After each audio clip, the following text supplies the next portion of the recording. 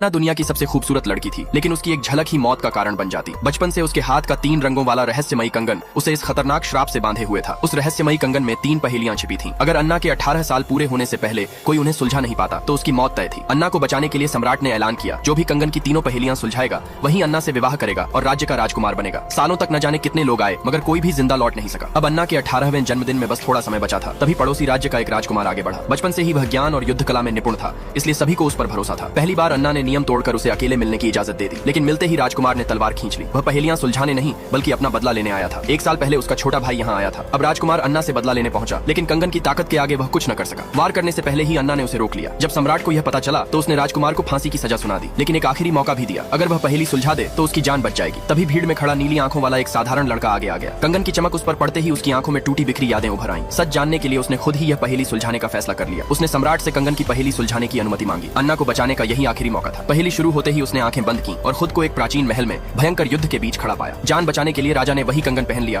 और अपार शक्ति हासिल कर ली, लेकिन पूरी सच्चाई समझने से पहले ही लड़का वापस लौट आया। सम्राट को लगा कि उसने सबके सामने उनका मजाक बना दिया। सजा के तौर पर उसे खौलते पानी में फेंका जाने वाला था। तभी उसके दिमाग में सारी कड़ियां जुड़ गईं। अपार शक्ति पाने के बाद राजा पागल हो चुका था। रानी ने अपने बेटे से कहा, भागो और उम्मीद कभी मत छोड़ना। तभी लड़के को पहला जवाब मिल गया, उम्मीद। पहला रहस्य सुलझते ही कंगन का एक हिस्सा टूट गया और उसी रात वह पूरे राज्य में मशहूर हो गया।